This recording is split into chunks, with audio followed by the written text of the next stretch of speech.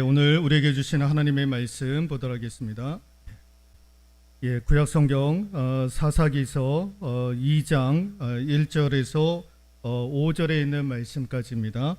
제가 가지고 있는 성경 페이지로는 362페이지가 되겠습니다. 362페이지에 있는 사사기 2장 1절에서 5절에 있는 말씀까지 보도록 하겠습니다. 찾으셨으면 같이 합독하도록 하겠습니다. 여호와의 사자가 길갈에서부터 보김으로 올라와 말하되 내가 너희 조상들에게 맹세한 땅으로 들어가게 하였으며 또 내가 이르기를 내가 너희와 함께 한 언약을 영원히 어기지 아니하리니 너희는 이 땅의 주민과 언약을 맺지 말며 그들의 제단을 헐라하였거늘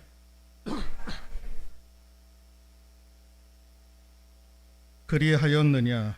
그러므로 내가 또 말하기를 내가 그들을 너희 앞에서 쫓아내지 아니하리니 그들이 너희 옆구리의 가시가 될 것이며 그들의 신들이 너희에게 올무가 되리라 하였노라. 여호와의 사자가 이스라엘 모든 자손에게 이 말씀을 이르되 백성이 소리를 높여 운치라. 그러므로 그곳을 이름하여 보김이라 하고 그들이 거기서 여호와께 제산을 드렸더라. 아멘. 오늘 본문의 말씀을 통해서 너희가 내 목소리를 듣지 아니하였으니 어찌하여 그리하였느냐라는 제목으로 하나님의 말씀 전해드리도록 하겠습니다. 오늘 1절 말씀에 여호와의 사자가 길갈에서부터 보김으로 올라와 말하되라고 되어져 있습니다. 여호와의 사자, 여호와의 사자는 천사를 의미하는 것 아니겠습니까? 그런데 우리가 생각하면 천사는 흰 옷 입고 날개가 있고 그런 천사를 우리가 생각을 하게 됩니다. 그러면서 빛이 나고 광채가 나는 그런 천사를 우리가 늘 상상을 합니다. 그러나 구약에 나타나는 천사는 그러한 천사가 아닙니다. 우리가 생각하는 그러한 천사의 모습으로 우리 앞에 나타나지 않습니다. 구약의 천사는요, 사람의 모습을 가지고 나타납니다. 그리고 우리들에게 이야기를 합니다. 그런데 우리가 알지를 못하는 거예요. 이게 천사인지 아닌지 구별을 못하는 거예요. 그런데 대화를 하다가 혹은 그가 떠난 후에 그 사람이 사람이 아니고 천사였구나라는 것을 깨닫게 되는 경우가 종종 있습니다. 여러분, 아브라함이 이삭과 관련된 그 예언의 말씀을 들었을 때에 그들에게 찾아온 분들이 있었습니다. 여호와의 사자였던 거예요. 천사였습니다. 그런데 아브라함은요, 그 천사를 천사로 여기지 아니하고 마치 사람으로 여겼던 거예요. 극진히 대접을 하게 됩니다. 그 극진한 대접을 통해서 아브라함은 그 예언의 말씀을 그 천사를 통해서 하나님께로부터 이제 전달을 받게 되는 것이 창세기 18장에도 보면 나오게 됩니다. 그래서 구약에 나타나는 천사는요, 우리가 흰 옷 입고 날개를 달고 광채를 비추는 그런 천사가 아니라 마치 사람의 모습과 같은, 그래서 그 천사들이 와서 오늘 사사기서에 보면 그 천사를 일컬어서 여호와의 사자라고 그러는데, 그 여호와의 사자가 사사기서를 읽어보면 이런 것들을 사사들에게 찾아와 가지고 또 그 당시에 사람들에게 찾아와 가지고 이런 메시지를 선포를 하는데, 같이 한번 읽어볼까요? 권면, 명령, 책망, 구원, 저주라고 하는 이 5가지 메시지를 가지고 사사기서를 보면 이 하나님의 사자들이, 천사들이 사사들에게 그렇게 이 5가지의 메시지를 가지고 증거하고 선포하는 것들을 보게 됩니다. 권면하고 명령하고 때로는 책망하고 때로는 건짐과 또 그렇지 않을 경우에는 저주를 선포하는 그런 일들이 있었던 거죠. 자, 오늘 이 여호와의 사자가 오늘 사사기 2장 1절에 보면은 길갈에서부터 보김으로 올라왔다라고 그렇게 기록을 하고 있습니다. 그러면서 이 보김에서 이 천사가 이스라엘 백성들을 향해서 말씀을 전하고 있는 거죠. 자, 길갈에서 올라와서 보김에서, 지금 이스라엘 백성들이 있는 곳이 보김이라고 하는 곳입니다. 근데 이 천사가요, 길갈에서 있다가 지금 복임으로 왔다라는 거예요. 길갈은 어떠한 곳이었느냐? 길갈은 여러 가지 중요한 의미가 내포되어져 있는 곳이기도 합니다. 사사기 앞장에 보면은 여호수아가 있지 않습니까? 여호수아서 4장을 읽어보면 이스라엘 백성들이 이제 광야 40년을 지내고 나서 이제 젖과 꿀이 흐르는 가나안 땅에 입성을 하려고 합니다. 그런데 어디에 있었느냐? 그 요단강, 홍해를 이스라엘 백성들이 광야 40년을 마치고 이제 요단강을 건너게 되면 젖과 꿀이 흐르는 가나안 땅에 진입을 하게 되었던 거예요. 그런데 이 요단강은 건기와 우기 때의 모습이 다릅니다. 건기 때에는 예전에도 한번 말씀을 드렸습니다마는 비가 오지 않을 때에는요, 물이 1m밖에 안 되고 길이가 30m밖에 안 되는, 그래서 건기 때에는요 그냥 누구든지 쉽게 이 요단강을 건널 수가 있었던 거예요. 그러나 문제는 우기 때에는요 추수를 할 때입니다. 곡식을 거둘 때입니다. 근데 그때에는요 이 물이 불어가지고 3m 내지 4m 높이에 그리고 1km의 길이를 가지고 있는, 그래서 깊이가 3m, 4m 되기 때문에 우기 때에는 이 요단강을 사람들이 건널 수가 없었던 거예요. 지금 이스라엘 백성들이 가나안 땅에 들어갔을 때가 언제였느냐? 건기 때가 아니라 우기 때였던 거예요. 곡식 거두는 그때에, 우기 때에 이 지금 요단강을 건너야 되는데 건널 수가 없었던 거예요. 이 200만 명이 넘는 이스라엘 백성들이 지금 여기 건너야 되는데 건널 수 없었던 거예요. 그런데 하나님께서 건너게 하는 해법을 주시잖아요. 당시에 이스라엘 백성들이 이 요단강을 건넜을 때에 맨 앞에 있었던 사람들이 제사장들이었습니다. 이 제사장들이 언약궤를 메고 전진을 하게 되었던 거예요. 그래서 하나님께서 이 제사장들에게 언약궤를 메고 요단강에 니들이 들어가라는 거예요. 아니 지금 깊이가 3m, 4m가 되는 그 깊이인데 지금 언약궤를 메고 있는 제사장들에게 들어가라라는 거예요. 그래서 이 하나님의 말씀에 순종하여서 이 제사장들이 언약궤를 메고 요단강에 발을 내딛는 그 순간에 하나님께서 요단강의 물길을 멈추게 했던 거예요.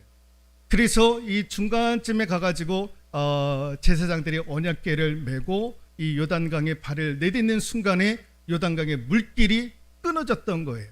그래서 이스라엘 백성들이 200만 명이 넘는 사람들이 거기를 이제 건너게 되었던 거예요.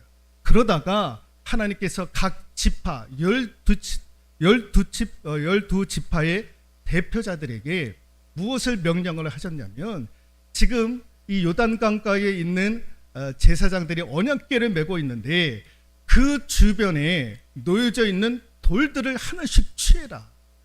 그래서 12지파의 대표자들이 이 제사장들 주변에 있는 돌들을 하나씩 취하게 됩니다. 그리고 나서 이제 건너왔던 거예요. 건너와서 유숙했던 그곳에 이 12개의 돌을 이렇게 쌓게 되었던 거예요. 그래서 그것을 발견한 어느 고고학자가 이게 12개의 돌을 아마 그 당시 그 길갈에 놓았던 12개의 돌들을 추정해 가지고 이제 사진을 찍은 그 장면이기도 합니다. 그렇게 해서 이 길갈이라고 하는 곳에 그들이 요단강을 건넜던, 그래서 그 요단강가의 밑에 있었던 돌들을 취해서 이 길갈이라고 하는 곳에 쌓아 놓았던, 기념하여 놓았던 곳이 길갈이었다라는 것입니다. 여러분, 길갈은 그래서 중요한 몇 가지 영적인 의미가 있습니다. 하나는 무엇이냐면은 같이 한번 읽어볼까요?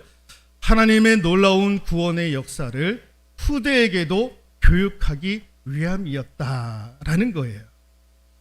이 요단강의 사건을 통해서, 그리고 거기서 취한 12개의 돌들을 이 길갈이라고 하는 곳에 쌓게 함으로 말미암아 하나님께서 주신 교훈이 무엇이었느냐? 이렇게 하나님의 놀라운 구원의 역사를 니들만 알지 말고 후대들에게도 교육하라라는 거예요. 그래서 여호수아서 4장 20절에서 24절에 있는 말씀인데요. 이걸 지금 한꺼번에 넣느라고 글자가 조금 작은데 20절을 읽어보면 여호수아가 요단에서 가져온 그 12돌을 길갈에 세우고 이스라엘 자손에게 말하여 이르되 후일에 너희 자손들이 그들의 아버지에게 묻기를 이 돌들은 무슨 뜻이니까 하거든. 여호수아서 4장 22절 너희는 너희의 자손들에게 알게 하여 이르기를 이스라엘이 마른 땅을 밟고 이 요단을 건넜음이라 라는 거예요. 요단강을 건넜던 그 사건을 너희만 알지 말고 너희 후손들에게도 이 놀라운 구원의 하나님의 은혜의 역사를 알려줘라 라는 거예요. 왜 후대들에게 알려주기를 하나님께서 원하셨느냐? 중요한 이유가 있습니다. 여러분 지금 사사시대의 이스라엘 백성들은요 광야 2세대들입니다. 2세대들. 여러분 광야 1세대들은요 광야 40년을 통해서 하나님의 놀라우신 구원의 사건들, 은혜들을 늘 경험했고 체험했던 사람들이 광야 1세대 아닙니까? 만나와 메추라기를 경험했고 반석에서 물을 내시는 하나님을 경험을 했던 거예요. 홍해의 사건을 경험했던 것도 광야 1세대의 사람들 아닙니까? 여러분 광야 1세대의 사람들은 하나님의 은혜, 구원의 능력 이런 것들을 매일매일 경험했었던 사람들이었던 거예요. 그러나 지금 이제 사사시대의 이스라엘 백성들은요 광야 2세대의 사람들이었던 거예요. 그들은 하나님의 은혜, 능력 이런 것들을 체험하지 못했던 사람들. 그래서 광야 1세대와 광야 2세대의 사람들의 차이점이 무엇이냐? 같이 한번 읽어볼까요? 하나님의 놀라운 구원의 역사를 얼마만큼 생생하게 체험했는가? 이걸 체험했던 사람들은 광야 1세대, 이걸 체험하지 못했던 사람들은 광야 2세대였던 거예요. 그래서 이것을 알게 해주고 싶었던 거예요. 광야 2세대 사람들에게, 출애굽 2세대 사람들에게. 이 요단강을 통해서 하나님이 얼마나 놀라우신 분이시며 그의 능력이 얼마나 크신 분이심을 그들을 알게 했고, 그리고 그 후손들에게도, 자녀들에게도 하나님의 능력이 얼마나 큰지에 대해서 알려주기를 원했던 곳, 그곳이 어디였느냐? 길갈이었다라는 거예요. 또 하나, 이 요단강 이 건넌 사건이 우리에게 주는 또 하나의 메시지가 있는데, 여호수아서 3장 9절에서 10절에 있는 말씀인데요. 보이시면 같이 한번 읽어볼까요? 여호수아가 이스라엘 자손에게 이르되 이리 와서 너희의 하나님 여호와의 말씀을 들으라 하고, 또 말하되 살아계신 하나님이 너희 가운데 계시사 가나안 족속과 헷 족속과 휴이 족속과 브리스 족속과 기르가스 족속과 아모리 족속과 여보스 족속을 너희 앞에서 반드시 쫓아낼 줄을 이곳으로서 너희가 알리라. 이곳으로서 너희가 알리라. 이곳으로서 너희가 알리라. 이게 뭡니까? 요단강의 사건을 통해서 이제 너희들이 가나안 땅에 진입하게 되면은 이 가나안 족속들을 다 멸하게 하게 될 것이다. 누구의 도움으로? 하나님의 도움으로. 예?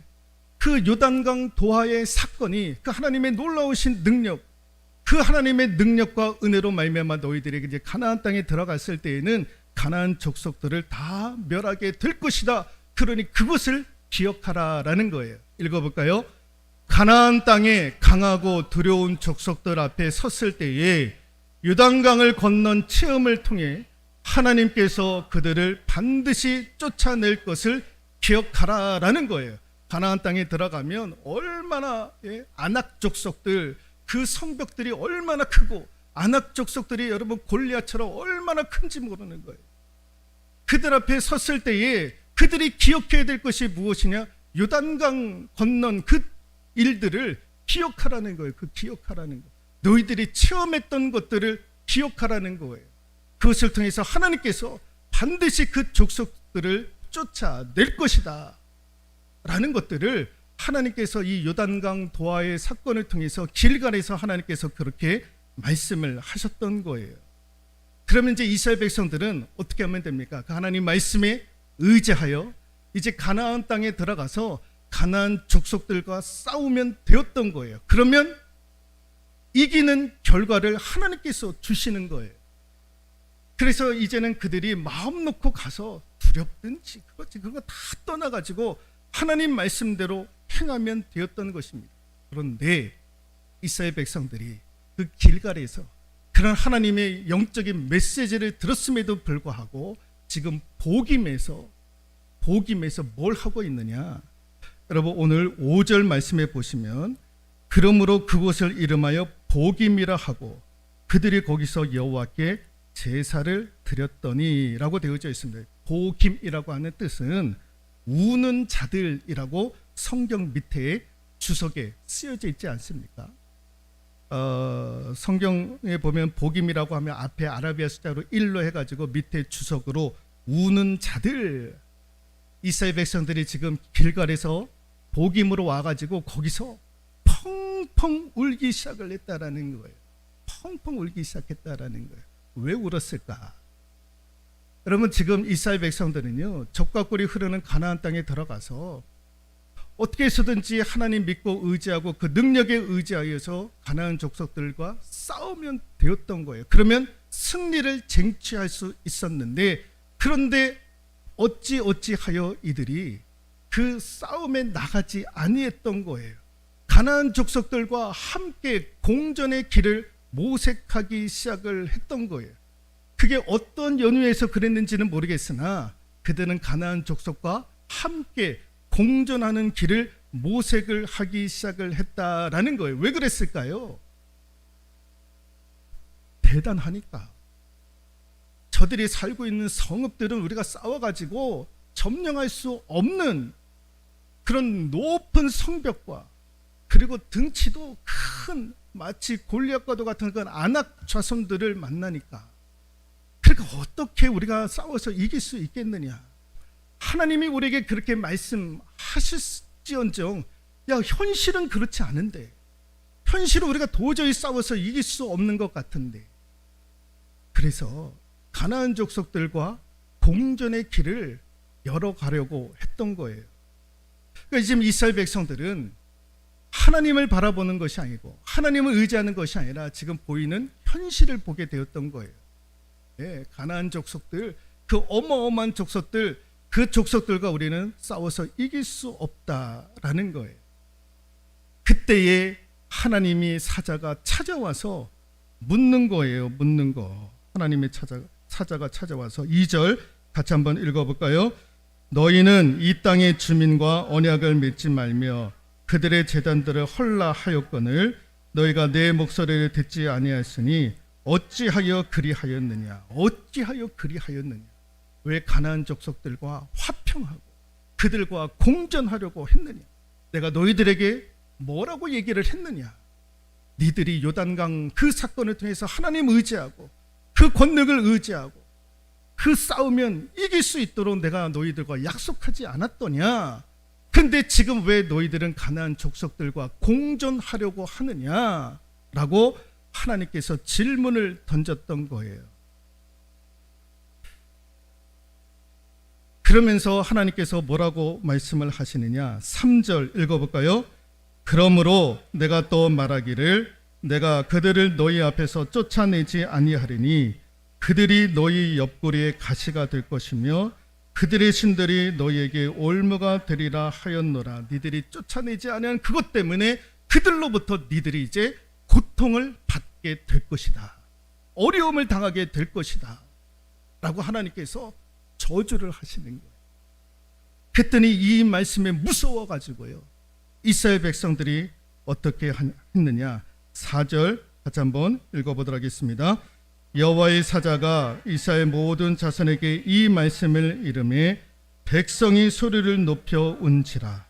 그러므로 그곳을 이름하여 복임이라 하고 그들이 거기서 여호와께 제사를 드렸더라. 예, 하나님께서 막 저주를 퍼부으니까 이스라엘 백성들이 안 되겠다 싶어가지고 하나님 앞에 소리를 높여 우는 거예요. 소리를 높여 울었다라고 4절은 기록을 하고 있고, 동시에 뭘 했느냐? 여호와께 제사를 드렸다라는 거예요. 울며 하나님 앞에 제사를 드리기 시작했다라는 거예요. 언뜻 보면 지금 이스라엘 백성들이 뭘 하고 있느냐? 회개하고 있는 것처럼 보이는 거예요. 울고 하나님 앞에 엎드려 울고 제사를 드리면서 마치 회개하는 것처럼, 아마 회개도 했을 거예요. 예. 그런데 중요한 것은 우리가 잊지는 않았는데 11절에 있는 말씀 한번 찾아서 읽어볼까요? 11절 같이 읽어볼까요? 이스라엘 자손이 여호와의 목전에 악을 행하여 바알들을 섬기며, 12절 읽어보겠습니다. 애굽 땅에서 그들을 인도하여 내신 그들의 조상들의 하나님 여호와를 버리고 다른 신들 곧 그들의 주위에 있는 백성의 신들을 따라 그들에게 절하여 여호와를 진노하게 하였으되라고 되어져 있습니다. 이스라엘 백성들이 복임에서 눈물을 흘리는 거예요. 그래서 복임인 거예요. 우는 자들 눈물을 펑펑 흘리는 거예요. 하나님이 우리를 저주하실까 봐. 그래서 우리가 하나님 앞에 회개해야 되지 않겠느냐. 그래서 예배를 드리고 제사를 드리면서 하나님 앞에 회개하자 해가지고 펑펑 울었던 거예요. 그런데 그 이후에 아무런 일도 일어나지 않았더라라는 것입니다. 같이 한번 읽어볼까요? 통곡하고 제사까지 드렸지만 이스라엘 백성들은 여전히 믿음 없는 삶, 하나님이 없는 삶으로 일관하게 됩니다. 회개하고 하나님 앞에 예배까지 드렸던 이스라엘 백성들은 여전히 딴짓을 하고 있더라라는 거예요. 그게 11절, 12절, 13절 말씀으로 이어져 가고 있었던 거예요. 이들의 회개는요, 왜 회개를 했느냐? 무서우니까. 하나님이 지금 3절에 있는 말씀을 통해서 저주를 퍼부으시는 거예요. 그래서 그 저주의 두려움을 느낀 나머지 이스라엘 백성들이 그 두려움 때문에 회개를 하게 되었다라는 거예요. 같이 한번 읽어볼까요? 하나님의 저주의 말씀을 듣고 두려워서 울었던 것뿐이지 진정한 회개가 아니었다라는 것을 알 수가 있다라는 거예요. 이 하나님의 저주의 말씀을 듣고 두려워서 울었을 뿐이지 진정한 회개가 아니었다라는 거예요. 여러분, 우리가 자녀들 키워보면 이런 모습들을 볼 때가 있어요. 자녀들이. 예를 들어서 자녀를 키우다가 그 자녀가 잘못을 해서 매를 들면 금방 엄마 아빠한테 와가지고요, 그냥 바로 그냥 울어버리는 애들이 있어요. 지가 뭔가 지금 잘못을 해가지고 혼날 줄을 미리 알고 아주 그냥 눈치가 빠르는 거지. 그래서 혼날까봐 그것이 무서워가지고 금방 눈물을 흘리는 아이들이 있다라는 거예요. 그러면 여러분, 부모 입장에서는 어떻게 혼을 낼 수 있겠습니까? 훈계를 할 수 있겠습니까? 매를 어떻게 그렇게 합니까? 앞에서 펑펑 우는데, 펑펑 우는. 그런데 그럼에도 불구하고 그의 나쁜 습관을 고치지 않는 거예요. 그때 당시 그것만 모면하려고 지금 이스라엘 백성들이 마치 이와 같은 모습들을 하고 있더라라는 거예요. 하나님의 저주의 말씀이 두려워가지고 눈물이라도 우리가 흘려야 되지 않겠느냐 해가지고 회개의 모습만 하나님 앞에 보였던 거예요. 진정한 회개가 아니었다라는 것입니다. 여러분, 진정한 회개는 무엇이 동반이 됩니까? 삶의 변화가 동시에 와야 되는 것이 회개 아닙니까? 같이 한번 읽어볼까요? 진정한 회개는 삶의 변화가 있어야 됩니다. 이걸 누가 외쳤느냐? 신약에 오면 세례 요한도 이것을 외쳤고 예수님도 이것을 외쳤던 거예요. 그래서 회개에 합당한 열매를 맺으라라고 세례 요한도 얘기했고 예수님조차도 그런 말씀을 하지 않았습니까? 회개에 합당한 열매를 맺어라. 회개했느냐? 그러면 삶의 변화가 이루어져야 한다라는 것입니다. 이게 진정한 회개 아닙니까? 그런데 이스라엘 백성들은 진정한 회개를 하지 아니했던 거예요. 11절, 12절, 13절에 보면 그들은 여전히 하나님 외에 다른 신들을 가나안 족속들과 함께 섬겼던 그들의 모습들을 볼 수가 있었던 거예요. 여러분, 우리가 하나님 앞에 회개할 때에는요, 내 삶의 모습이 완전히 바뀌어져야 되는 거예요. 여러분, 사도 바울이 다메섹 도상에서 하나님 만나고 회개했었을 때에 그의 삶의 모습이 180도 변하지 않았습니까? 사람을 죽였던 살인자였던 그가 순교자로 바뀌지 않았습니까? 그 삶이 180도로 바뀌어지는 거예요. 여러분, 우리가 진정한 회개는 삶의 변화가 있어야 될 줄로 믿습니다. 그래서 오늘 우리 하나님께서 이스라엘 백성들에게 말씀하시는 것이 무엇입니까? 어찌하여 그리하였느냐? 어찌하여 그리하였느냐? 니들이 내 앞에서 회개를 한다고 했는데 그러나 삶의 변화가 없지 않았느냐? 진정한 회개가 이루어져야 되지 않겠느냐? 라는 것이 하나님의 질문이었던 거예요. 그 질문을 통해서 하나님께서 원하셨던 답이 예, 하나님 우리가 잘못했습니다. 잘못했습니다. 이제는 우리가 회개하고 하나님 말씀에 의지하여 내 가나안 땅의 그런 족속들과 싸워서 승리의 깃발을 휘날리겠습니다. 라고 나아가야 됐던 거예요. 그게 이스라엘 백성들이 하나님 앞에 이 질문을 통해서 해야 될 일이었던 것입니다. 여러분, 하나님께서 우리에게 때로는 그렇게 질문할 때가 있습니다. 어째 내가 이렇게 너희들한테 얘기했는데 어찌하여 그렇게 하였느냐 라고 했었을 때에 예, 하나님 내가 잘못했습니다. 잘못했습니다. 회개하고 여러분, 회개에 합당한 열매를 맺어야 될 줄로 믿습니다. 그냥 회개로만 그치는 것이 아니라 거기에 합당한 열매가 있어야 한다라는 거죠. 오늘 그러한 은혜가 우리 가운데 이루어질 수 있기를 주님의 이름으로 부탁드리도록 하겠습니다.